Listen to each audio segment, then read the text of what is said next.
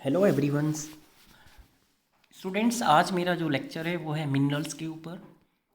Minerals जो हैं वो इसमें बताएंगे कितने टाइप्स के होते हैं, उनका हमारी बॉडी में फंक्शन क्या होता है और उनको कितने ग्रुप में डिवाइड किया हुआ है।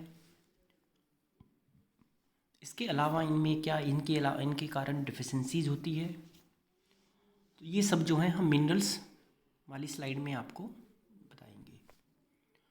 तो मिनरल्स जो हैं ये स्मॉल पोर्शन में हमारी जो बॉडी में प्रेजेंट होते हैं, नियर अबाउट 7% होते हैं हमारी जो टोटल बॉडी कंपोजिशन होती है। और ये वाइडली डिस्ट्रीब्यूटेड होते हैं फूड्स के अंदर में, और कुछ क्वांटिटी में ये जो हैं फ्रूट्स या अदर ड्राई फ्रूट्स में भी पाए जाते हैं। और मेनली इनको 2 क्लास में डिवाइड किया हुआ है, जिसको मैक्रोन्यूट्रिएंट्स और माइक्रोन्यूट्रिएंट्स के नाम से जानते हैं। मैक्रोन्यूट्रिएंट्स को हम प्रिंसिपल एलिमेंट्स के नाम से जानते हैं, और माइक्रो जो न्यूट्रिएंट्स हैं इनको ट्रेस एलिमेंट्स के रूप में इनको जाना जाता है। अब इनके नाम हमने क्यों रखे हैं कि कुछ जो एलिमेंट्स होते हैं वो हमें ज़्यादा मात्रा में चाहिए, और कुछ एलिमेंट्स जो होते हैं उनको हमें कम मात्रा में चाहिए बॉडी में, ताकि हमारी बॉडी जो है प्रॉपर तरीके से फंक्शन करे। तो फर्स्ट है हमारा जो प्रिंसिपल है एलिमेंट्स, इसको मैक्रोन्यूट्रिएंट्स के नाम से जानते हैं। ये एलिमेंट्स जो हैं हमारे लिविंग टिश्यू में पाए जाते हैं लार्ज अमाउंट में, और इनकी मात्रा वहाँ पर प्रेजेंट होती है। जैसे 60 to 80% जो है ये इनऑर्गेनिक मटेरियल जो हैं उनके अंदर बॉडी में मिलते हैं। और जो हमारे मैक्रोन्यूट्रिएंट्स होते हैं ये लिविंग बॉडी में जो हैं ये बहुत कम मात्रा में पाए जाते हैं, और 100 मिलीग्राम पर डे जो है इसको हमें बाहर से लेना पड़ता है, रिक्वायरमेंट होती है। और कम लेने से ही हमारी बॉडी में जो है वो काम करती है, फंक्शन करती है। ये मेजर जो हमारे मेजर जिसको हम बोलते हैं मैक्रो मिनरल्स, और ट्रेस को बोलते हैं माइनर, मतलब माइनर कम मात्रा में। तो जैसे हमें हमारी बॉडी को कैल्शियम चाहिए बोन को बनाने के लिए, फॉस्फोरस भी बोन को बनाने के लिए, मैग्नीशियम हमारे कोगुलेशन में यूज होती है, और पोटेशियम है, सल्फर है, सोडियम है, क्लोरीन है, ये सारे के सारे जो हैं ये मेजर में आते हैं। ट्रेस में आते हैं copper, manganese, zinc, selenium, cobalt, iodine. तो ये जो हमारे एलिमेंट्स होते हैं ये आते हैं हमारे ट्रेसेस में, यानी कि कम मात्रा में इनको हमें लेना पड़ता है बाहर से डाइट में।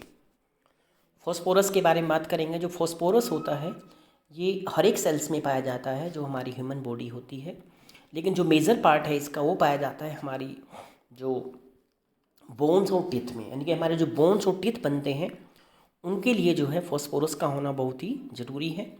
और रेस्ट ऑफ पार्ट जो है उसमें 10% जो है प्रेजेंट से प्रोटीन, लिपिड्स और कार्बोहाइड्रेट में पाया जाता है।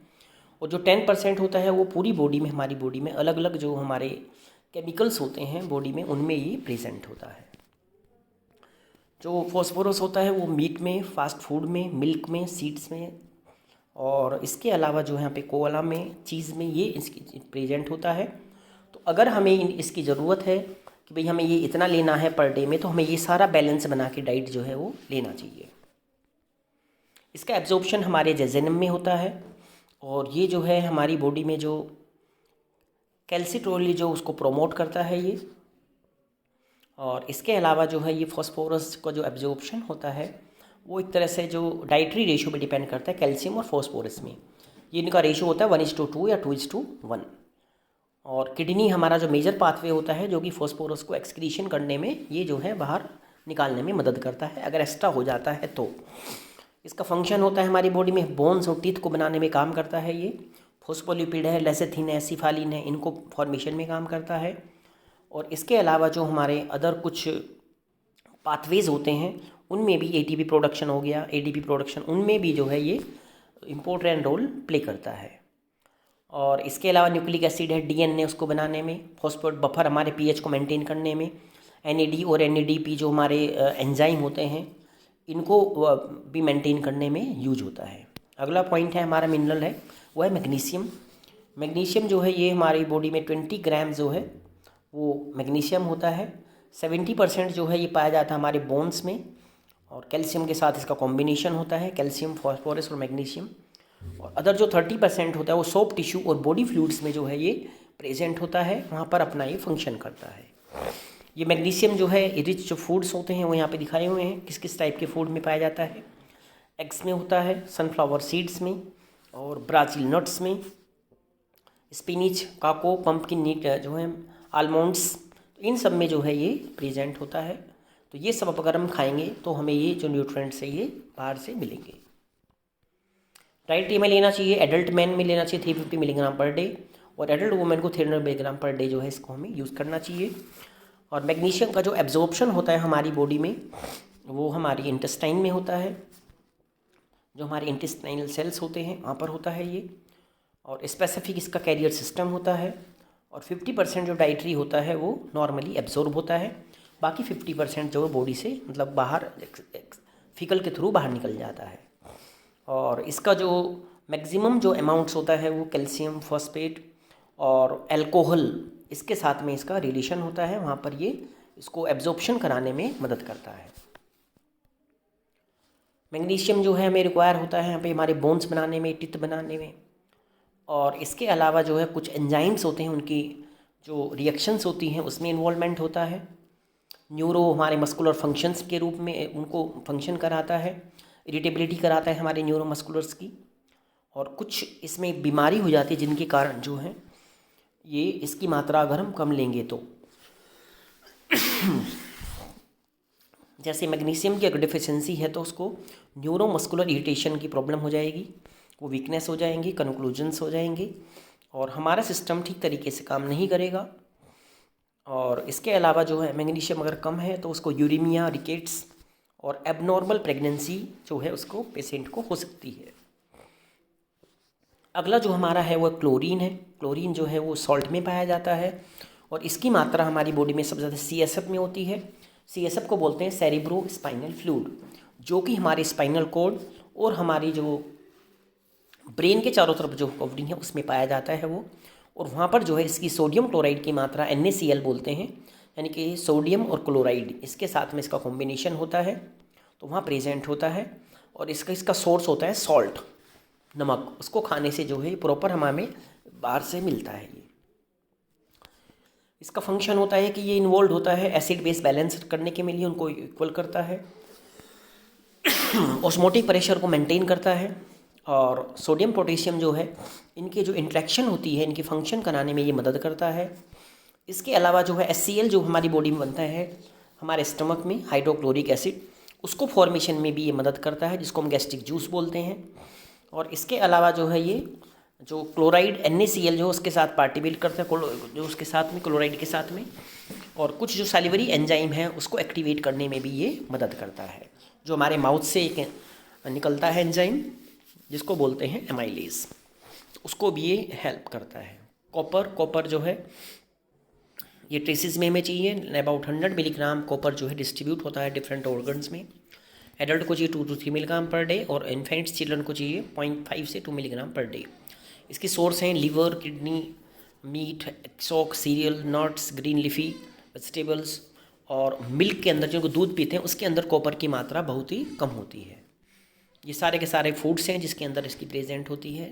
ये सारे इस खाने से हमें जो है इसको प्रॉपर हमें डाइट में ये मिलता है।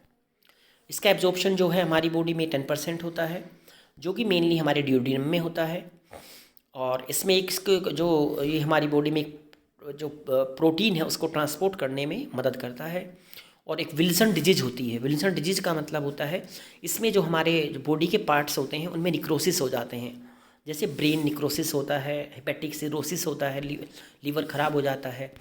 तो उस बीमारी में क्या होता है, जो ये प्रॉपर तरीके से जो है एब्जॉर्प्शन नहीं हो पाता है, और अगर कॉपर नहीं होगा तो उसके तब ये जो प्रॉब्लम्स हैं हमारे ऑर्गन में हो जाती हैं।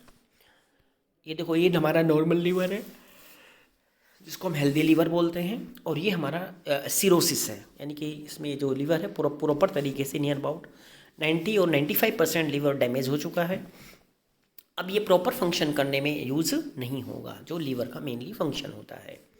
ये हमारा ब्रेन है, ये नॉर्मल ब्रेन है, और ये हमारा निक्रोसिस ब्रेन है। ब्रेन में निक्रोसिस हो चुके हैं, यहाँ पे घाव हो चुके हैं, वुंड हो चुके हैं इसके अंदर में। तो ब्रेन जो है प्रॉपर तरीके से ये हेल्दी नहीं है। ये जो इसके अलावा जो एंजाइम्स होते हैं जैसे साइटोक्रोम है, ऑक्सीडेज एस्कॉर्बिक एसिड है, इनके फॉर्मेशन में यूज़ होता है। और मेलेनिन पिगमेंट होता है, फॉस्फोलिपिड के बनाने में यूज होता है ये। और इसके अलावा माइलिन शीथ जो होता है हमारे नर्व फाइबर का, उसके फॉर्मेशन में भी इसकी मदद होती है। और इसके अलावा जो ये हमारे जो आयरन होता है उसके एब्जॉर्प्शन ट्रांसपोर्टेशन में काम होता है, क्योंकि आयरन को ट्रांसपोर्ट करने के लिए इसकी ज़रूरत पड़ती है, ताकि आयरन जो है हमारा हीमोग्लोबिन बनाने में हेल्प कर सके। और हीमोसाइनिन जो है ये एक कॉम्प्लेक्स होता है प्रोटीन का, जो कि वर्टिब्रेट में पाया जाता है। और ये हीमोग्लोबिन और जो ऑक्सीजन को जो ट्रांसपोर्ट, जो हीमोग्लोबिन हमारा ऑक्सीजन को ट्रांसपोर्ट करता है, उसमें ये हेल्प करता है। इसके बाद जिंक की बात करेंगे। जिंक भी हमारा जो है ये आता है ट्रेसेस में। टोटल कंटेंट जिंक का जो है उसमें 2 ग्राम जो है होता है हमारी बॉडी में, एडल्ट में। और ये सबसे ज़्यादा इसकी मात्रा जो है प्रोस्टेट में पाई जाती है, 100 मिलीग्राम जो है मिलता है ये। और जो इसकी जिंक की जो कंसनट्रेशन होती है सीरम में 100 मिलीग्राम पर DL होती है। और इसके अलावा जो RBCs होते हैं उसके अंदर इसकी मात्रा सबसे ज़्यादा होती है। और कार्बनिक जो हमारे एनहाइड्रेज है उस एंजाइम को भी ये उसकी रिएक्शंस करने में, उसको प्रोडक्शन करने में हेल्प करता है। ये सारे फूड्स होते हैं जिसमें मिलता है ये। ऑस्टर, चिकन और आलमंड्स, ये सब मिल्क है, सल्मोन है, ये सब रेड मीट है, इनके अंदर, सब के अंदर ये पाया जाता है। ये जो फंक्शन करता है हमारी बॉडी में, कुछ एंजाइम्स होते हैं जिनको कार्बोनिक एनहाइड्रेस, अल्कोहल, डिहाइड्रोनेज, तो इनके एंजाइम में ये मदद करता है। और एक एंटीऑक्सीडेंट होता है ये, ताकि हमारी बॉडी में जितने भी वहाँ पे हार्मफुल एजेंट हैं उनको ख़त्म करता है। और जो हमारा इंसुलिन होता है उसको स्टोरेज, उसको सिक्रीशन करने में मदद करता है बीटा सेल के द्वारा। और इसके अलावा जो हीलिंग्स होती है, जो वुंड होते हैं उनको हीलिंग करने में मदद करता है, सेल डिवीज़न में हेल्प करता है। और जो रिप्रोडक्शन होता है उसको करने के लिए भी हमें जिंक की ज़रूरत पड़ती है। मैग्नीज़ जो है हमारे जो ये टोटल बॉडी में जो होता है 15 मिलीग्राम होता है। ये लीवर में और किडनी में सबसे ज़्यादा पाया जाता है। और इसके अलावा जो ये मेनली हमारे न्यूक्लियस में पाया जाता है, ये जिसको न्यूक्लिक एसिड बोलते हैं उसके साथ में। और सीरम जो है, इसमें सीरम में मिलेगा ये एक स्पेसिफिक कैरियर के साथ बाउंड हो जाता है, प्रोटीन ट्रांसमेग्निन, यानी कि उसके साथ ये बाउंड होके हमारे सीरम प्लाज्मा में ये चलता है। ये फूड्स है जिसमें पाया जाता है, आलमंड्स है, स्पिनिच है, सोयाबीन है, ब्राउन राइस, पोटैटोज़, इन सब के अंदर जो है इनकी मात्रा जो है वो मिलती है यहाँ पे। इसका फंक्शन होता है हमारी बॉडी में एज ए कोफैक्टर काम करता है, जो हमारे एंजाइम्स होते हैं उसके लिए, यानी कि एंजाइम्स को के रूप में जो काम करते हैं वो कोफैक्टर के नाम से जाने जाते हैं। और कोलेस्ट्रॉल का जो बायोसिंथेसिस उसमें यूज़ होता है, लिपिड पर ऑक्सीडेशन में सिंथेसिस होता है, ये इसको इनहिबिट्स करता है। और इसके अलावा जो म्यूकोपॉलीसैकेराइड होता है या ग्लाइकोप्रोटीन्स होते हैं उनके सिंथेसिस में ये मदद करता है। डिजीज़ में अगर इनकी डिफिशिएंसी हो जाती है उसको, तो रिटार्डेड ग्रोथ, यानी कि बोन जो है वो ठीक नहीं होंगे, वो डिफॉर्मिटीज हो जाएंगे वहाँ पे, और सीवियर उसमें डिफिशिएंसी हो जाएगी। और हमारे लीवर में जो है वो फैट जो है वो एकदम से एक्यूमुलेशन हो जाएगा, जमा हो जाएगा, जिसको फैटी लीवर के नाम से जाना जाता है। तो थैंक यू बच्चों, आज मैंने जो वीडियो बनाई है वो मिनरल्स के ऊपर बनाई है। और आप अच्छे तरीके से इस वीडियो को देखिए, नॉलेज गेन करिए इससे कि भाई मिनरल्स जो हैं वो कितने टाइप्स के होते हैं और कितना हमें डाइट में उनको लेना चाहिए डेली, उनका हमारी बॉडी में क्या रोल होता है, और उनके नहीं होने से क्या डिजीज़ हमें हो सकती है, उसके बारे में मैंने इस वीडियो में बताया है। और स्पेशली कुछ चीज़ें मैंने बताई हैं इसका कि भाई हमारी बॉडी में कहाँ पर इनका एब्जॉर्प्शन होता है, और एब्जॉर्ब होने के बाद में फिर ये कैसे हमारी बॉडी में हेल्प करते हैं। थैंक यू बच्चों।